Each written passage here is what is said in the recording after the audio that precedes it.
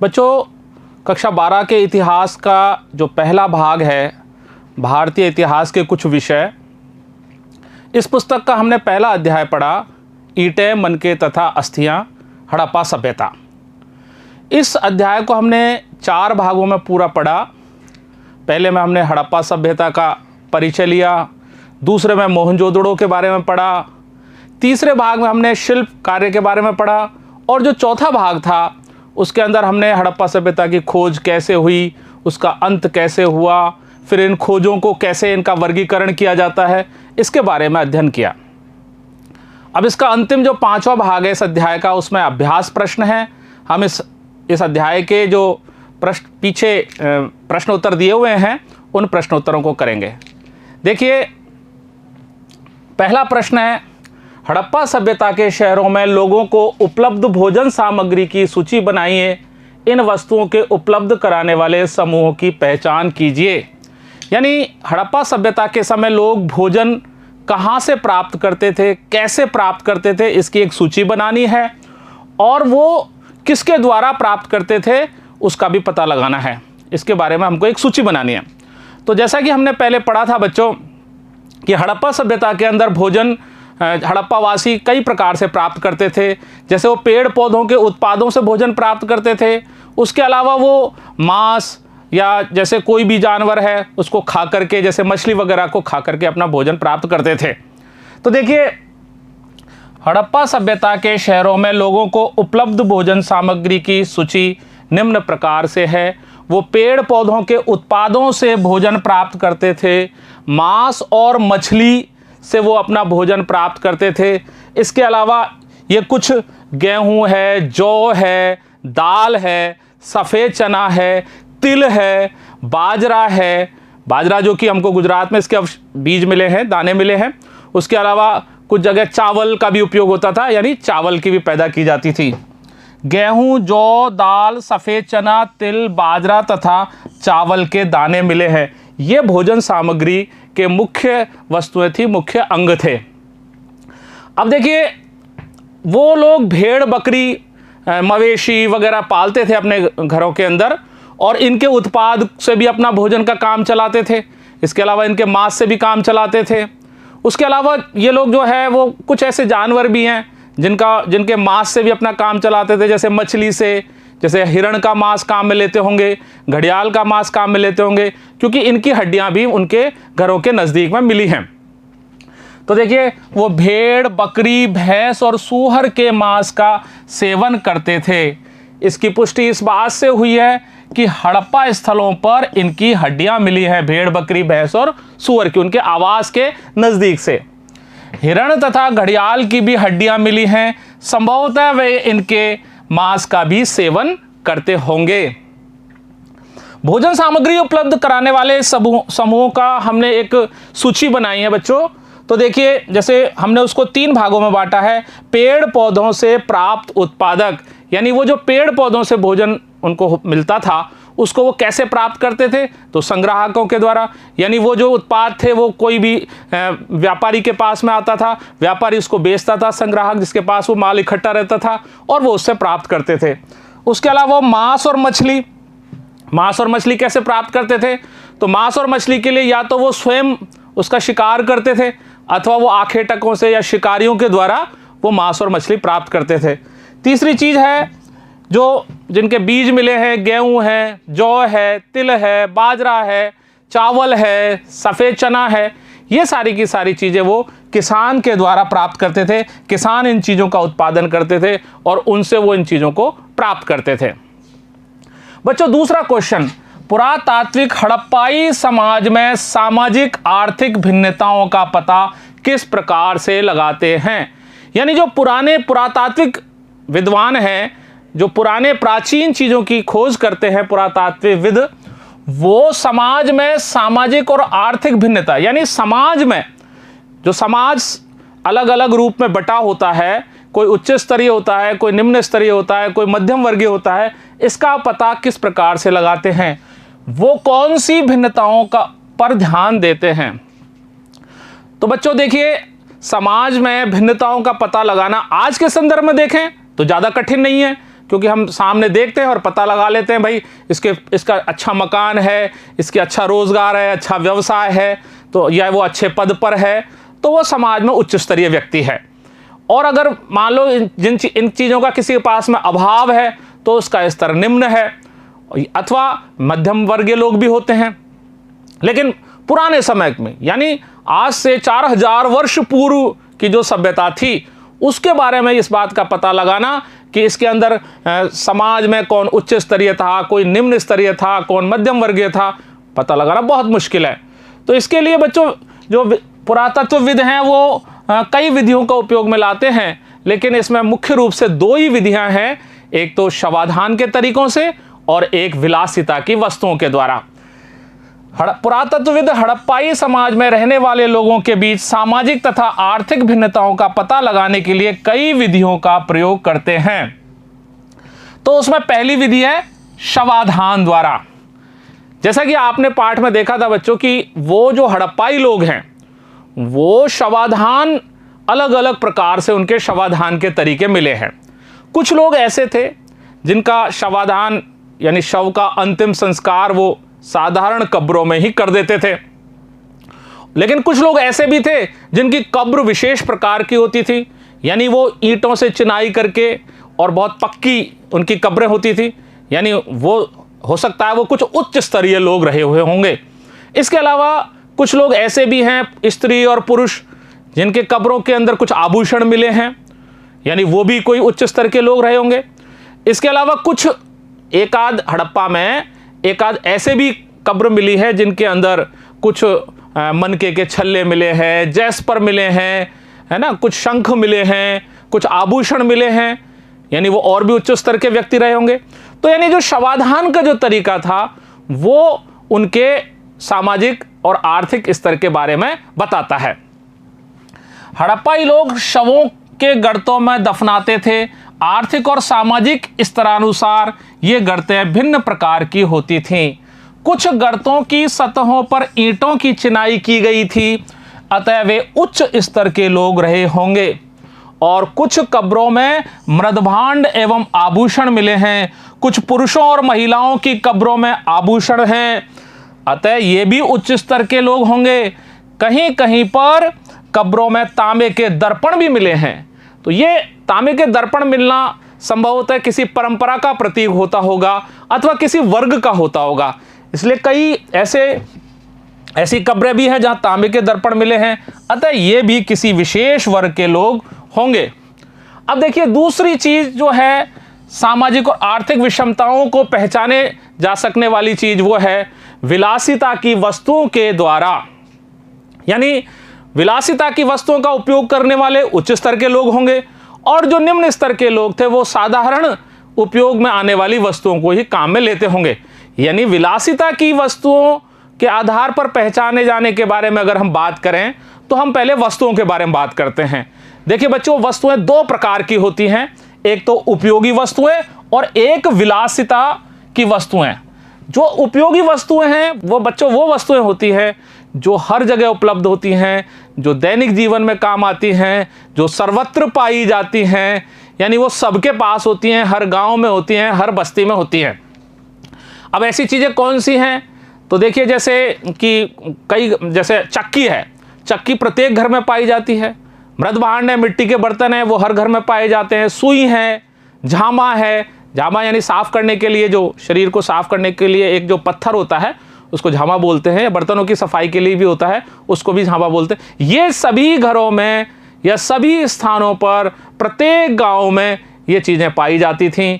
यानी ये उपयोगिता की जो उपयोगी वस्तुएं हैं वो पत्थर और मिट्टी जैसे सामान्य पदार्थों से बनी वस्तुएं थीं जो आसानी से बनाया जा सकता था इनको, जैसे चक्कियां हैं, मृदभांड है, सुइयां हैं, झामा है।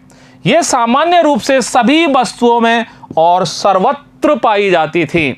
इसके अलावा दूसरी जो वस्तुएं हैं वो है विलासिता की वस्तुएं। ये वस्तुएं वो थी जो कीमती होती हैं, जो दुर्लभ होती हैं, जो बड़ी मुश्किल से मिलती हैं। अब जैसे फायांस से बने बर्तन, इसका उदाहरण है। फायांस जो था वो एक ऐसा पदार्थ था जो कुछ महंगा पदार्थ था, जिसको हर व्यक्ति उपयोग में नहीं ले सकता था, क्योंकि वो जटिल तरीकों से बनाया जाता था। तो फयान से बने बर्तन हर जगह पे उपलब्ध नहीं है। आप देखेंगे कि मोहनजोदड़ो हड़प्पा स्थलों पर ही ये बर्तन मिलते हैं, और कालीबंगा जो कि राजस्थान में है, वहाँ इस प्रकार का कोई भी बर्तन नहीं है। इसलिए हम ये कह सकते हैं कि जो विलासिता की वस्तुएं हैं वो उच्च स्तर के लोग ही काम में लेते थे। और हो सकता है कि मोहनजोदड़ो और हड़प्पा दोनों ही स्थल उच्च वर्ग के लोगों के लिए रहे होंगे, और वहां पर विलासिता की वस्तुओं का अधिक उपयोग होता होगा। वे कीमती वस्तुएं जो दुर्लभ हों अथवा महंगी और स्थानीय स्तर पर अनुपलब्ध हों, वो विलासिता की वस्तुएं होती हैं। जैसे फयान से बने पात्र विलासिता की वस्तुओं में आते हैं। इनको उच्च स्तरीय लोग ही काम में लेते होंगे, और इस प्रकार से समाज में विषमताएं थीं, तथा ये महंगी वस्तुएं हड़प्पा और मोहनजोदड़ो में ही मिली हैं, कालीबंगा जैसे स्थानों पर बिल्कुल भी नहीं मिली हैं। अतः हड़प्पा और मोहनजोदड़ो के लोगों का आर्थिक स्तर उच्च रहा होगा, वहां के लोग उच्च स्तर के रहे होंगे। इस प्रकार से आपके 2 प्रश्न हुए बच्चों। अब तीसरा प्रश्न देखिए आप, क्या हम इस तथ्य से सहमत हैं कि हड़प्पा सभ्यता के शहरों की जल निकास प्रणाली नगर योजना की ओर संकेत करती है? अपने स्तर के कारण बताइए। यानी प्रश्न यह कहता है कि जो वहां की जल निकास प्रणाली थी हड़प्पा सभ्यता की, वो नगर नियोजन की बात बताती है। यानी जो जल निकास प्रणाली से आप इस बात को कैसे सिद्ध कर सकते हो कि वहाँ के जो शहर थे वो नियोजित थे, प्लानिंग से बसाए हुए थे। तो बच्चों देखिए, आपने हड़प्पा सभ्यता में मोहनजोदड़ो में पढ़ा कि वहाँ की जो शहर थे, वो शहर पहले योजना बनाई जाती थी और उस योजना को फिर बाद में कार्यान्वित किया जाता था। अब योजना कैसे बनाई जाती थी कि पहले वो सड़कों के साथ नालियां ये बनाते थे, और फिर उसके बगल में फिर आवास बनाते थे। यानी सारा काम नियोजन से, प्लानिंग से होता था। ऐसे नहीं कि डायरेक्ट ही मकान बना दिए, फिर बीच में रास्ता है कि नहीं, नालियां है कि नहीं है। और उसके बाद में ये जो आवास हैं, इन आवासों में से जो नालियां निकलती थीं, वो नालियां, उसका पानी इन नालियों के अंदर जाता था। प्रत्येक आवास के अंदर एक स्नानाघर होता था, और उस स्नानाघर का पानी नालियों के द्वारा गली की नालियों में आता था। बीच में इसमें एक हौदी मलकुंड होता था, जिसके अंदर ठोस पदार्थ उसमें रुक जाता था, और जो तरल पदार्थ है वो बह करके बाहर निकल जाता था, यानी गली की नालियों में आ जाता था गंदा पानी। उसके बाद में ये जो मुख्य सड़क पर जो नाली होती थी या मुख्य नाला होता था, उसमें ये नाली पहुंचती थी, और वहां से ये शहर के बाहर इस पानी को निकाल दिया जाता था। यानी बड़े प्लानिंग से, यानी बड़े नियोजन से, बड़ी योजना से जो शहरों का विकास किया गया था, जल निकास पद्धति के साथ साथ जोड़ करके। हम इस तथ्य से पूर्णतया सहमत हैं कि हड़प्पा सभ्यता के शहरों की जल निकास प्रणाली नगर योजना की ओर संकेत करती है। यानी नगर जो हैं वो योजना से बसाए हुए हैं। सबसे पहले पानी की निकालने की व्यवस्था की गई है। इसकी पुष्टि निम्न तथ्यों से होती है। अब देखिए, नगरों में नालियों का जाल बिछा हुआ था। पूरे शहर में नालियां थी, मकानों से, गलियों में, गलियों से, सड़कों पर। पहले नालियों के साथ गलियों में बनाया गया था। पहले मैंने आपको बताया कि पहले नालियों के साथ जो गलियां बनाई गई थी, और फिर उसके आसपास आवासों का निर्माण किया गया था। पहले नालियां, उसके बगल में, उसके बीच में गली, और उसके बगल में आवासों का निर्माण किया गया था। मकानों से आने वाली नालियां गली की नाली से मिलती थी।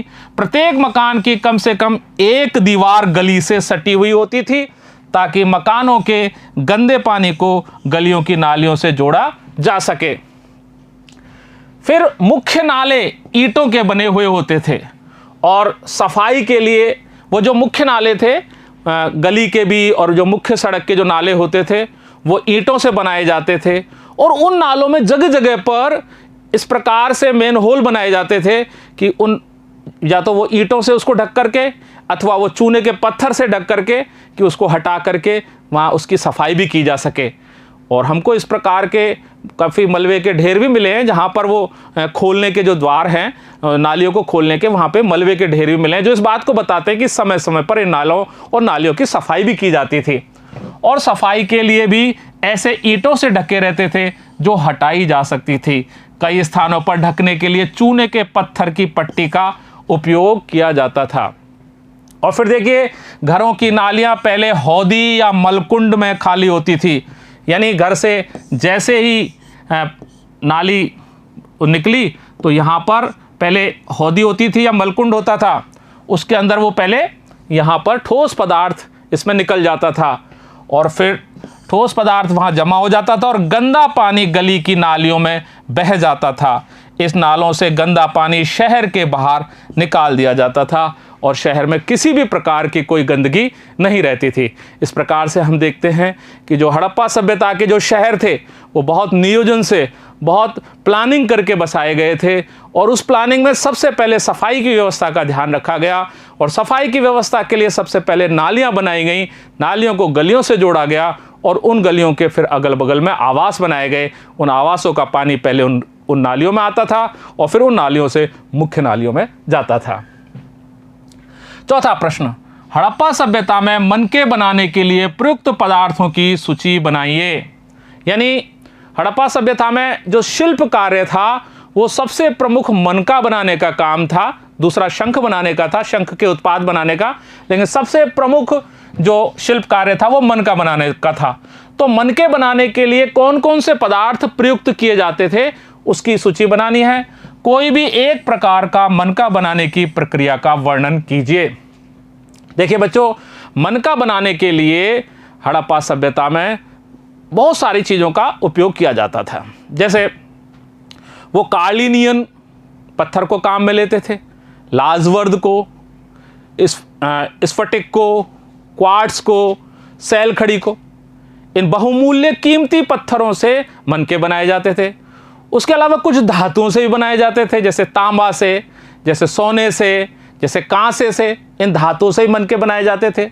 उसके अलावा भी कुछ अन्य पदार्थ और भी थे, जैसे फायांस के मनके बनाते थे, वो शंखों से भी मनके बनाते थे, पकी हुई मिट्टी के भी मनके बनाए जाते थे। ये जो मनके थे ये विभिन्न आकृतियों के होते थे, ये गोलाकार भी होते थे, ये बेलनाकार भी होते थे, ये ढोलाकार भी होते थे, ये वक्राकार भी होते थे, ये खंडित भी होते थे, अनेक आकृतियों के ये मनके होते थे। ये जो मनके बनाते थे वो पहले उनकी घिसाई करते थे, फिर घिसाई के बाद में पॉलिश का काम होता था, फिर उसमें छेद करने का काम होता था और फिर उसकी माला बनाई जाती थी। कई बार जो पत्थर को वो तोड़ते थे, अपरिष्कृत भाग में तोड़ते थे, फिर तोड़ करके उसके ज्यामितीय आकार के विभिन्न सुंदर आकार के मनके बनाते थे। ये जो मनके हैं ये सैलखड़ी से किस प्रकार बनाए जाते थे, ये एक विशेष बात है कि सैलखड़ी से जब मनके बनाए जाते तो सैलखड़ी का बारीक चूर्ण पीस करके पहले बारीक चूर्ण करते थे, फिर उसको पानी से गीला करते थे और वो अच्छे उनके पहले सांचे बना के रखते थे और उन सांचों से वो सैलखड़ी से मनके बनाते थे। तो ये एक सैलखड़ी से मनके बनाने की एक विधि हमने देख ली। ये जो मनके थे, सैलखड़ी से जो मनके बनते थे, उनमें यह फायदा था कि हमारी मनचाही इच्छा अनुसार अलग अलग आकृतियों आकारों के मनके बनाए जा सकते थे। जबकि अगर मान लो हम पत्थर से कटाई करके जब मनके बनाते थे दूसरे पत्थरों के, उनमें तो एक निश्चित ज्यामितीय आकार ही प्राप्त होता था, जबकि सैलखड़ी से जो मनके बनाए जाते थे उसमें हमारा मन जैसा भी हम चाहें उस प्रकार की आकृति का मनका बनता था।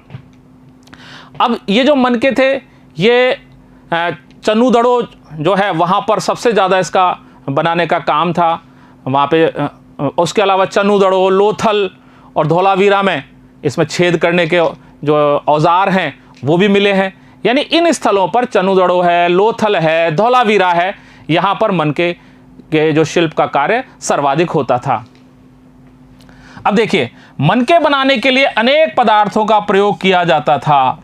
कार्निलियन नामक सुंदर लाल पत्थर के, जैस्पर के, स्फटिक के, क्वार्ट्स के, सैलखड़ी नामक पत्थर और तांबा, सोना, कांसा जैसी धातुओं से शंख, फयांस, पकी हुई मिट्टी के मनके बनाए जाते थे। ये इतनी सारी चीजें हैं। चनूदड़ों के मनके बनाने का कारखाना था। चनूदड़ों के अंदर एक कार्निलियन का लाल रंग, देखिए आप, कार्निलियन के भी मनके बनाए जाते थे। तो कार्निलियन का जो प्रारंभिक कलर होता था वो पीला रंग होता था, लेकिन जब मनके बनाते थे तो उसको जो उत्पादन के विभिन्न स्तर हैं, उसको गर्म करना, फिर ठंडा करना, इस प्रकार से जो विभिन्न स्तर हैं, उन स्तरों से अंत में जाकर के उसका लाल रंग प्राप्त होता था और लाल रंग के मनके बनते थे और लाल रंग के मनकों की माला प्राप्त होती थी। ये पीले रंग के कच्चे माल और उत्पादन के विभिन्न चरणों में मनकों को आग में पकाकर प्राप्त किया जाता था। यानी सबसे पहले कार्निलियन का रंग पीला होता था, फिर जब उसका उत्पादन के विभिन्न चरण, अनेक जो उसके स्टेप्स होती थी, कभी उसको गर्म करना आग में, ठंडा करना और फिर उसको वापस गर्म करना, अंत में उसका जो है वो लाल रंग प्राप्त होता था। पत्थर के पिंडों को पहले अपरिष्कृत आकारों में तोड़ा जाता था। पत्थर के पिंडों को पहले तोड़ते थे, बड़े बड़े पत्थर के टुकड़ों को, अब वो कैसे भी, पहले चाहे कैसे भी आकारों में तोड़ देते थे उनको, फिर बारीकी से शल्क निकालकर उन्हें अंतिम रूप दिया जाता था। फिर उसको, उसके शल्क के ऊपर से परतों को हटा करके और उसके सुंदर सुंदर ज्यामितीय आकारों में उसको मनके बनाते थे। इसके बाद में घिसाई का काम होता था, पॉलिश का काम होता था और इनमें छेद करने के साथ ही मनके बनाने की प्रक्रिया पूरी होती थी। अब प्रश्न में एक चीज ये भी थी, किसी भी एक प्रकार से मनके बनाने की विधि का वर्णन कीजिए। तो हम सैल खड़ी से मनके बनाने की प्रक्रिया को बताते हैं। तो मैंने आपको बताया था कि सैल खड़ी के चूर्ण के लेप को सांचे में ढालकर मनके तैयार किए जाते थे। यानी सैल खड़ी का जो चूर्ण था वो आप कैसा भी, जैसे मान लो आपको इस आकृति के मनके बनाने हैं तो इसके अंदर वो चूर्ण डाल दिया और वो आपको उसी आकृति का मनका, वो बाद में उसको बाहर निकाल करके और सुखा करके और उसको आग में उसको तपा करके और उसका सैल खड़ी से मनका प्राप्त हो गया। इससे ठोस पत्थरों से बनने वाले केवल ज्यामितीय आकारों के विपरीत कई विभिन्न आकारों के मनके बनाए जा सकते थे। ठोस पत्थरों से मनके बनाते थे तो उसको जब उसको काटते थे तो उसमें तो एक निश्चित आकृतियां ही प्राप्त होती थी, जबकि सैल खड़ी से जो मनके बनाए जाते थे वह हमारी इच्छा अनुसार सांचे बना करके और उस प्रकार से मनके बनाए जाते थे। तो सैल खड़ी से मनके बनाने के ये लाभ है। फिर उस पर आराम से शानदार उस पर कलर कर दो, रंग कर दो, उस पर चित्रकारी कर दो और उसको पॉलिशिंग वगैरह करके और उसमें सुंदर मनके बनते थे। अब देखिए पांचवा प्रश्न, उसमें एक चित्र है, यह आपको एक चित्र दिखाया गया है पुस्तक में। चित्र का वर्णन करो, शव किस प्रकार रखा गया है। देखिए ये कंकाल है किसी मानव का और उस मानव का चित्र का वर्णन करना है कि शव किस प्रकार रखा गया है। तो देखिए अब शव का अगर हम विश्लेषण करें तो इसका उत्तर दिशा में तो इसका सिर है और दक्षिण दिशा में इसके पैर हैं।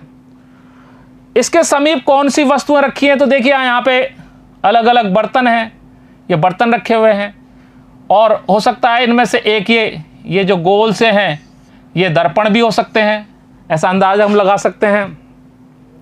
क्या शरीर पर कोई पुरावस्तु है?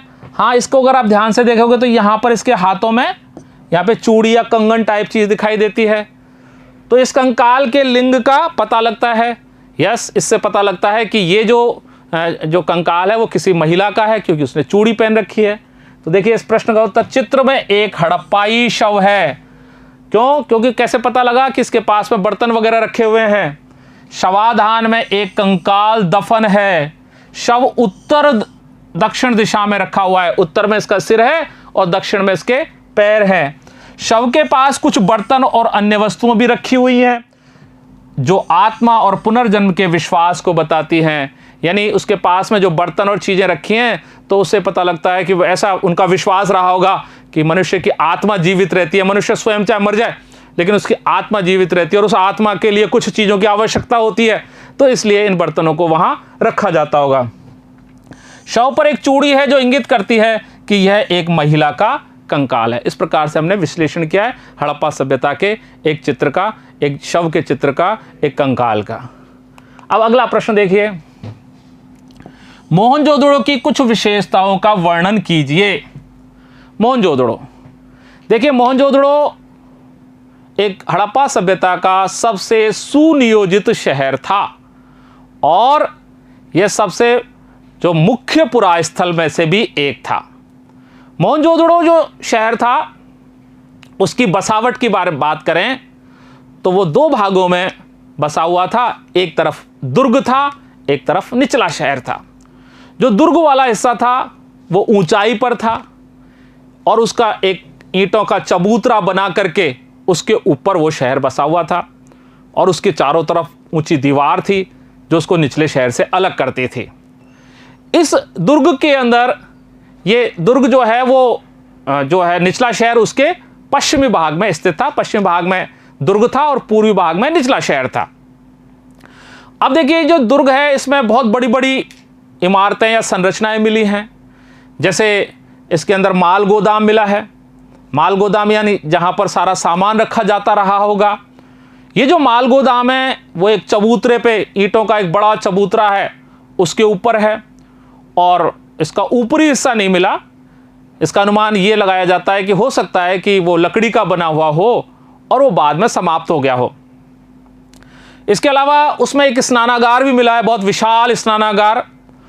उस स्नानागार के बारे में हम पहले पढ़ चुके हैं कि वो आंगन में बना हुआ और उसमें चारों तरफ गलियारे थे उस स्नानागार के अंदर और वो तीन तरफ से कक्षों से घिरा हुआ था और उसके अंदर जो है उन तीनों हर तरफ उसमें किसी एक कक्ष में एक कुआं होता था, एक बड़ा नाला होता था जिसमें से पानी बाहर निकल जाता था स्नानागार से। 8 स्नानाघर भी थे, 4 एक तरफ और उनके बीच में एक नाली थी और प्रत्येक स्नानाघर की जो नालियां हैं वो मुख्य नाली से जुड़ करके पानी बाहर निकल जाता था। वहां जाकर के लोग वहां पे स्नान के बाद में जाते थे। ये इतनी विशाल संरचना है जो विशाल स्नानागार है कि इसको देख करके लगता है कि शायद ये किसी विशेष अनुष्ठानिक कार्य के लिए बनाया गया हुआ होगा। इसके अलावा अब हम देखते हैं जो निचला शहर था। निचला शहर भी एक चबूतरे टाइप ऊंचाई पे ही बसा हुआ था। उसके भी बाहर चारों तरफ दीवार थी दुर्ग से उसको अलग करने के लिए। यह जो था वो पूर्वी भाग में स्थित था और इस निचले शहर में जल निकासी पद्धति थी वो विश्व प्रसिद्ध मानी जाती है। यानी विश्व में इतनी अच्छी शानदार व्यवस्था आज तक भी देखने को नहीं मिलती। यानी ये भी अपने आप में एक मुख्य शहर था। फिर इस शहर के गृह स्थापत्य की बात करें तो यहाँ पर बहुत शानदार मकान बने हुए हैं।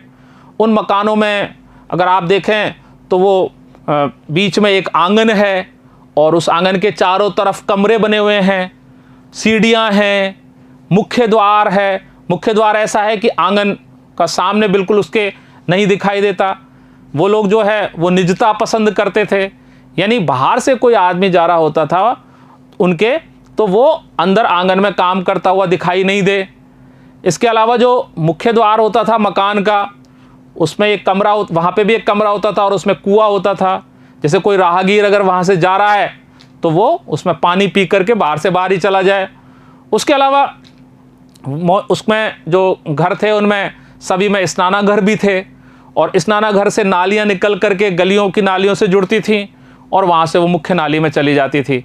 इस प्रकार से वहाँ की गृह स्थापत्य कला भी बहुत शानदार थी। तो मोहनजोदड़ो जो था वो अपने आप में एक नियोजित और बहुत ही उत्कर्ष शहर था जिसके बारे में हम देखते हैं। एक नियोजित शहरी केंद्र था। पहले बस्ती का नियोजन किया गया था, यानी पहले बस्ती बसाई गई थी। यह सबसे प्रसिद्ध पुरास्थल भी है। इसकी बस्ती 2 भागों में विभाजित थी। एक दुर्ग जो कि पश्चिमी भाग में था, ये क्षेत्रफल में छोटा लेकिन ऊंचाई पर बसा हुआ था। इसकी जो संरचनाएं थी वो कच्ची ईंटों के चबूतरे पर बनी हुई थी। निचले शहर से अलग करने के लिए दीवार का इसके चारों तरफ एक घेरा था दुर्ग के। अब दूसरा निचला शहर की बात करें, ये पूर्वी भाग में बसा हुआ था। ये क्षेत्रफल में बड़ा था लेकिन ये नीचे बना हुआ था। यह भी दीवार के घेरे से घिरा हुआ था लेकिन फिर भी कई भवन ऊंचे चबूतरों की नींव पर इसके बने हुए थे। नियोजित जल निकास प्रणाली की अनूठी विशिष्टता थी। पहले नालियों के साथ गलियों को बनाकर फिर उसके अगल बगल आवासों का निर्माण किया गया था। सड़कें और नालियां ग्रिड पद्धति से बनाई गई थी जो एक दूसरे को समकोण पर काटती थी।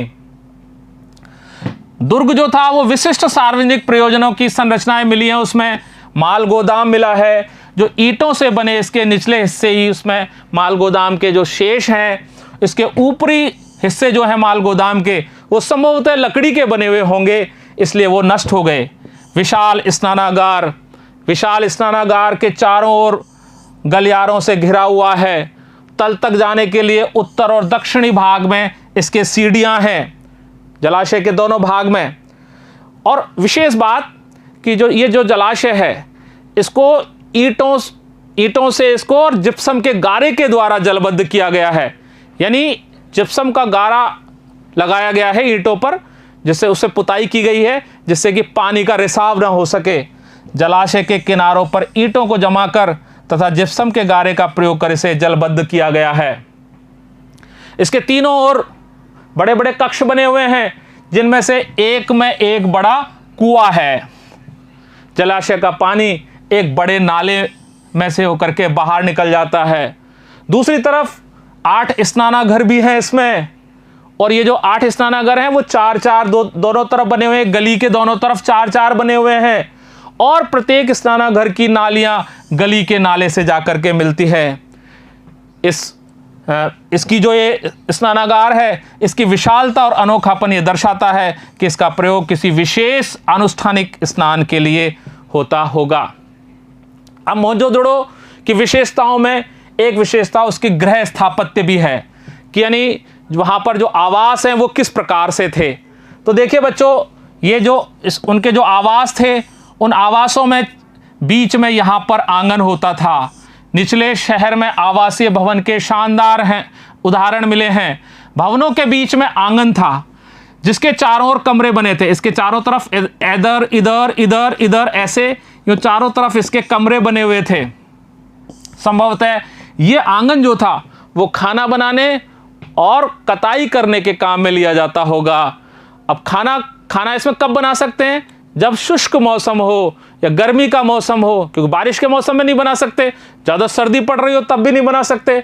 अतः खाना पकाना और कताई करने का केंद्र था गर्म और शुष्क मौसम में। यहाँ के लोग एकांतता को महत्व देते थे।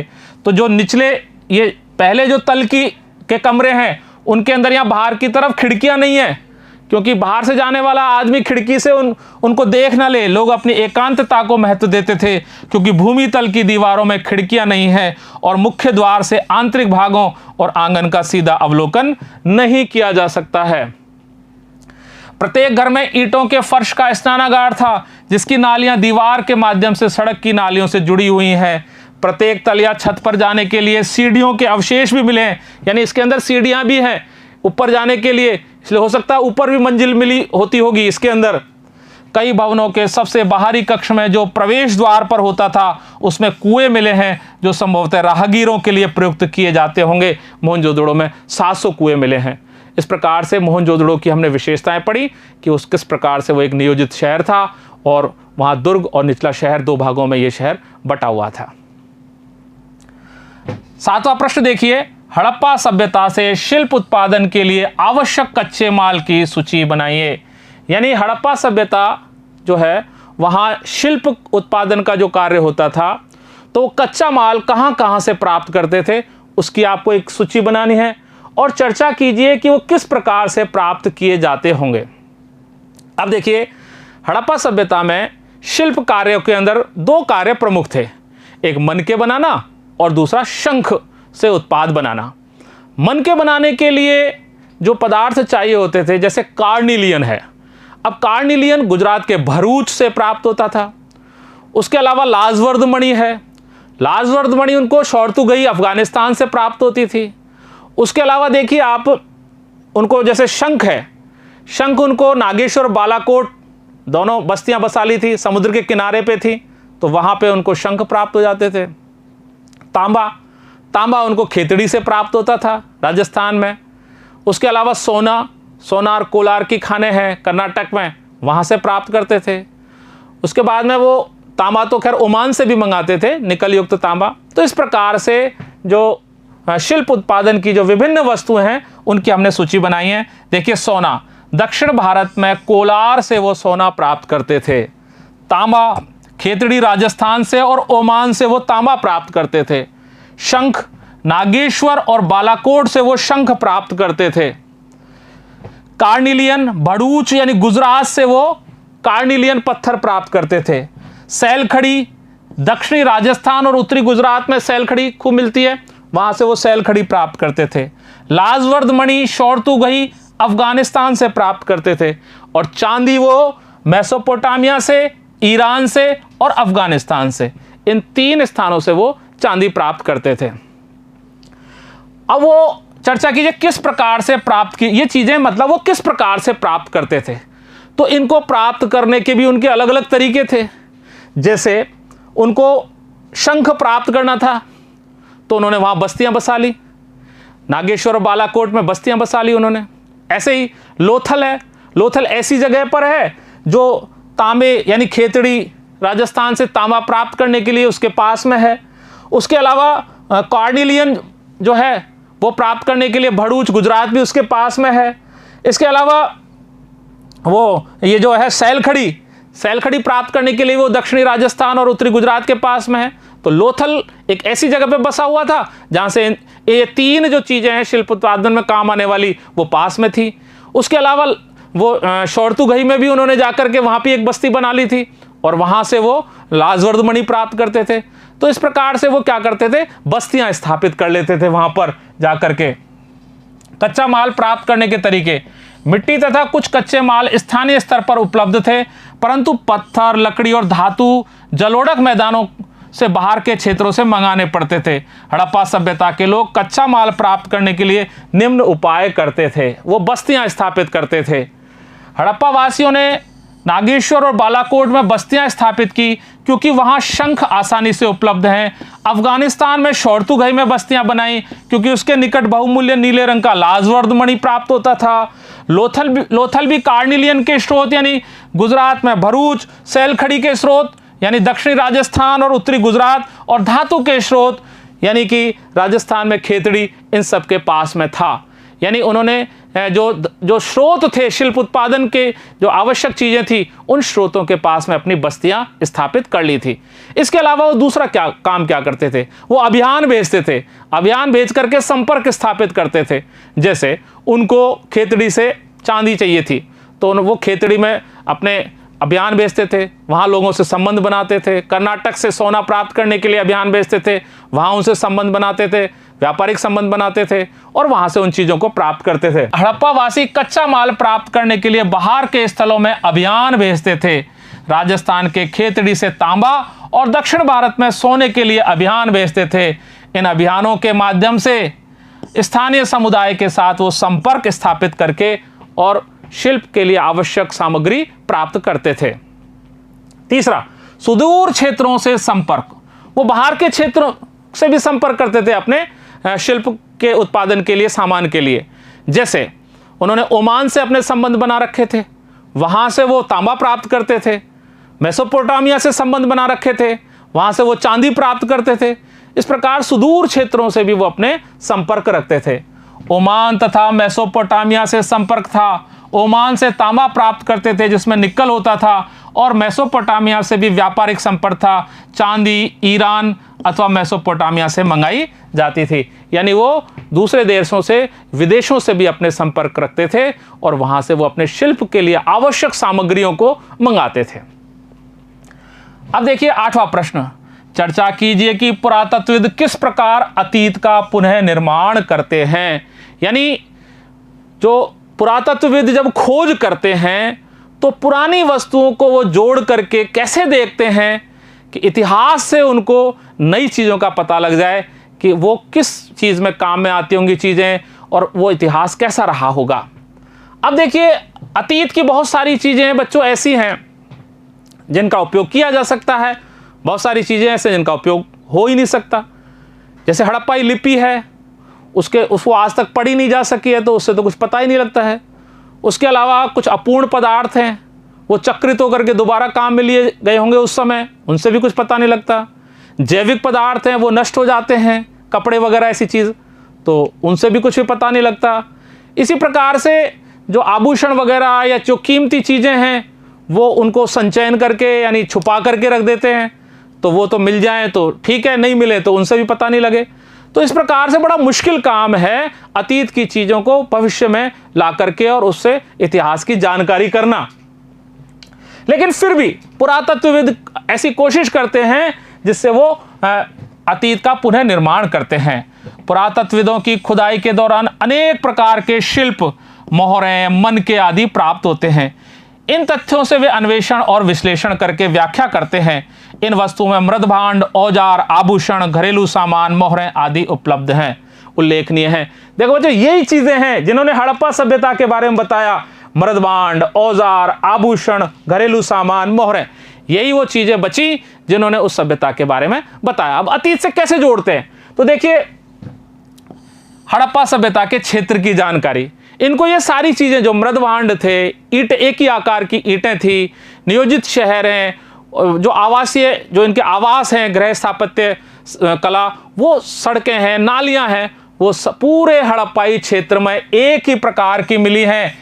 इसलिए हड़प्पा सभ्यता के क्षेत्रों की जानकारी हो गई कि पूरे क्षेत्र में एक ही प्रकार की चीजें हैं, चाहे वो अफगानिस्तान है, चाहे वो बलूचिस्तान है, चाहे गुजरात है, चाहे पंजाब है, चाहे महाराष्ट्र है, सभी जगह पर एक ही स्थान की, एक ही प्रकार की चीजें प्राप्त हुई हैं। अतः हड़प्पा सभ्यता का एक ही क्षेत्र है, वो सारी पूरा का पूरा वस्तुओं के अवशेषों के आधार पर हड़प्पा सभ्यता का विस्तार अफगानिस्तान, बलूचिस्तान, सिंध, पंजाब, हरियाणा, राजस्थान, गुजरात और उत्तर भारत में गंगा की घाटी तक व्याप्त था, क्योंकि सभी जगहों पर ये सारी पुरावस्तुएं, एक ही प्रकार की पुरावस्तुएं प्राप्त हुई हैं। उससे हड़प्पा सभ्यता के क्षेत्र की पुरातत्वविदों ने जानकारी की।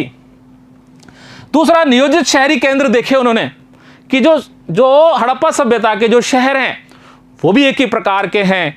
उनके अंदर वैसे ही दुर्ग हैं, वैसे ही उनके अंदर निचला शहर है, दुर्ग ऊंचाई पर है, निचला शहर नीचे है, वो दुर्ग जो है वो पश्चिम में है, निचला शहर पूर्व में है। यानी ये सारे के सारे क्षेत्र ये भी एक ही प्रकार के हैं, यानी जो भी शहर हैं वो नियोजित हैं, प्लान्ड हैं, एक ही तरीके से बसाए हुए हैं, यानी हड़प्पा सभ्यता के क्षेत्र हैं।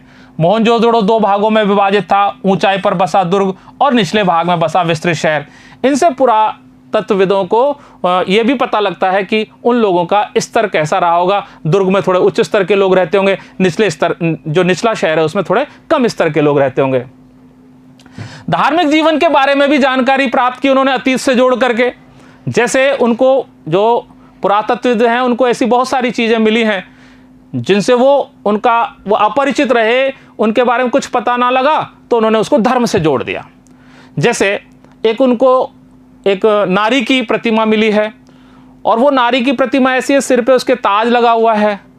उन्होंने उसको मातृदेवी माना है, यानी उसकी पूजा करते होंगे।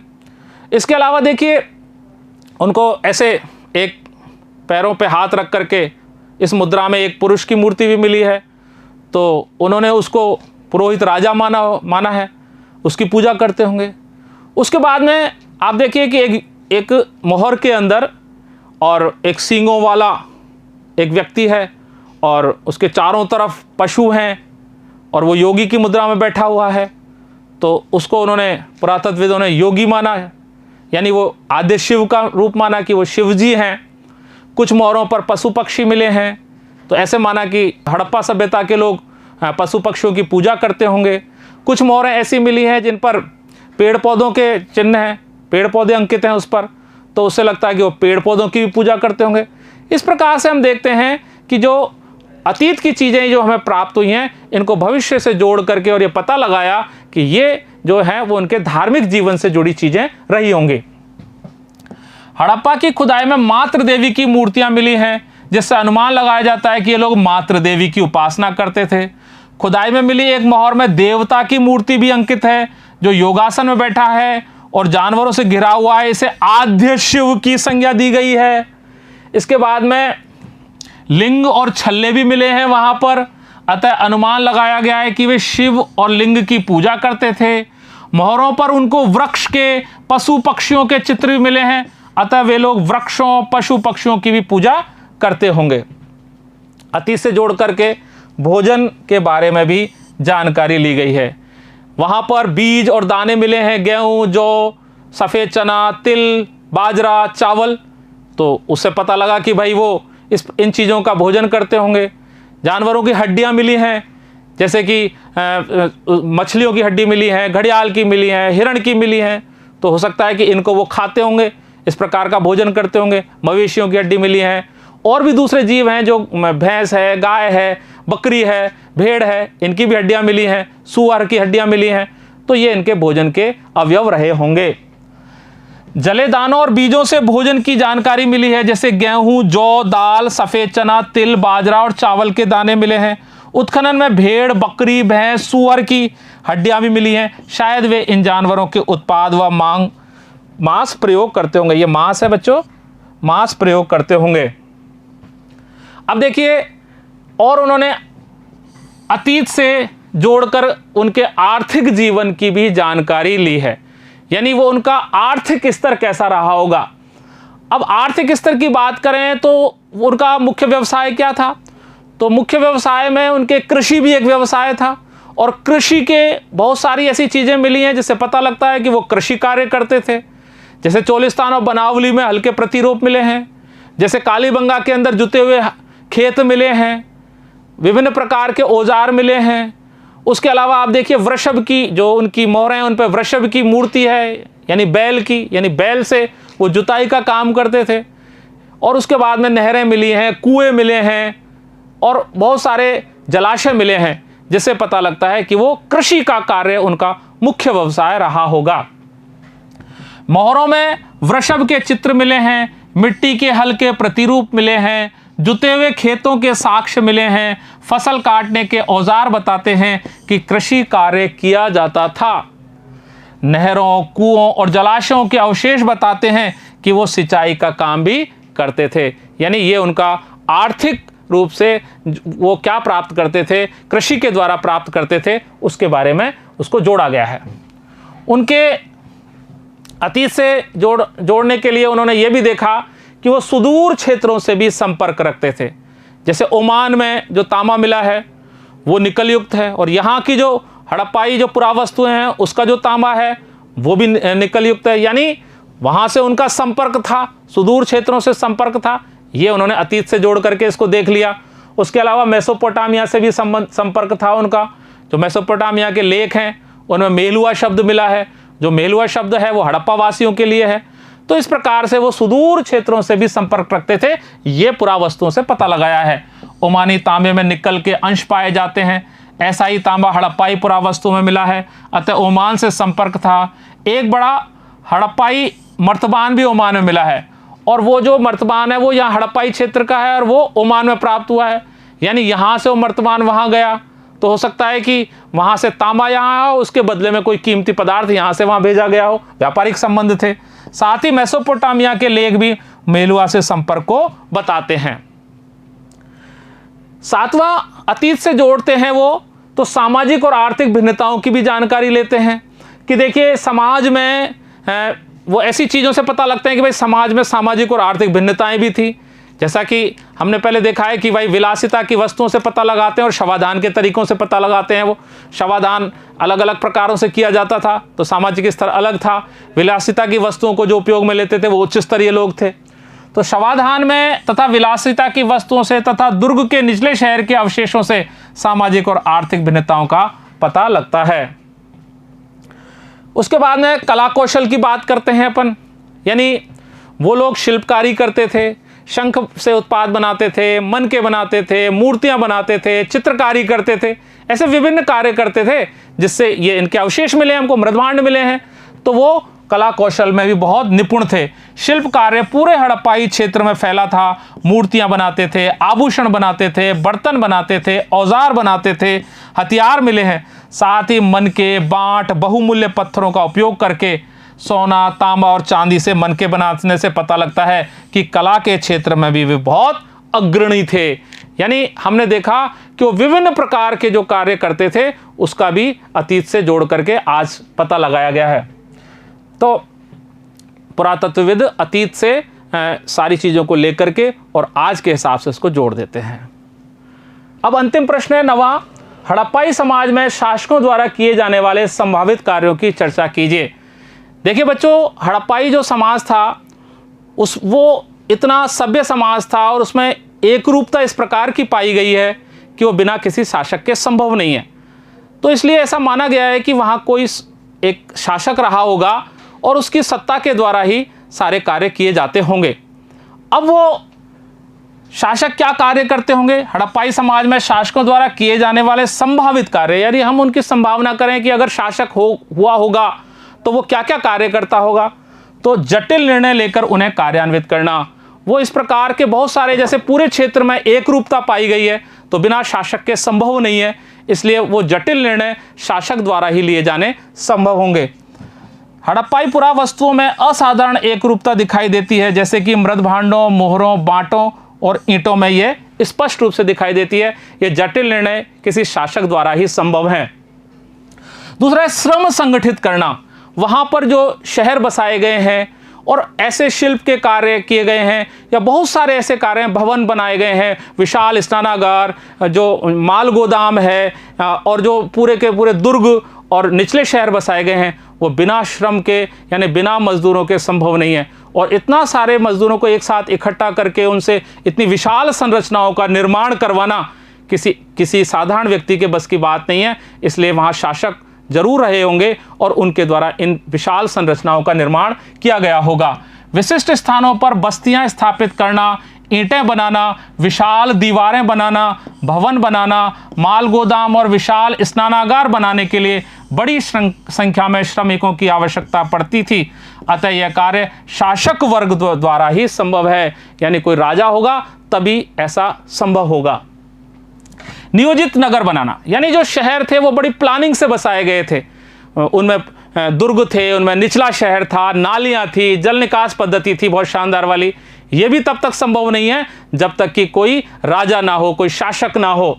नियोजित नगरों की कार्य योजना बनाना, निर्माण शैली और नगरों की आवास व्यवस्था में समानता और एक रूपता दिखाई देती है। यानी जो सारे आवास हैं वो एक जैसे हैं, एक जैसे मकान हैं, सब नालियों से जुड़े हुए हैं, सड़कों से जुड़े हुए हैं, जो शायद शासक वर्ग द्वारा ही संभवित थे। सड़क निर्माण, आप देखिए वहाँ की जो हड़प्पा सभ्यता की जो सड़कें हैं वो सारी की सारी बहुत चौड़ी सड़कें हैं, समकोण पर काटी हुई हैं, ग्रिड पद्धति से बनाई हुई हैं, तो वो भी किसी शासक के बिना संभव नहीं थी। नालियों की व्यवस्था, पहले गलियां बनाई गई, उन गलियों से नालियों से जोड़ा गया उनको गलियों को, फिर आवास बनाए गए और फिर उसका जो आवासों का जो पानी है वो नालियों में ला करके और उन नालियों से मुख्य नाले में ले जा करके और शहर से बाहर निकाला जाता था। तो इस प्रकार की जो व्यवस्था है वो भी किसी शासक के बिना संभव नहीं है। नगरों में नालियों का जाल बिछा हुआ था, ये नालियां ईंटें अथवा पत्थर से ढकी होती थी। ये समस्त कार्य शासकों द्वारा ही किए जाते थे। भवन निर्माण, मकान जो थे, आवास जो थे, वो भी इस प्रकार के थे कि बिल्कुल एक रूपता लिए होते थे।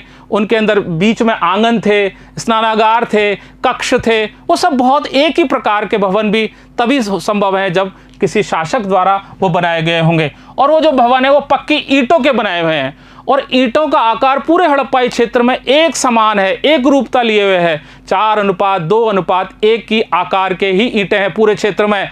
ये भी तभी संभव है जब कोई वहां पर शासक रहा होगा। इसके अलावा जो विशाल भवन है वो भी किसी शासक के द्वारा ही बनाए गए होंगे।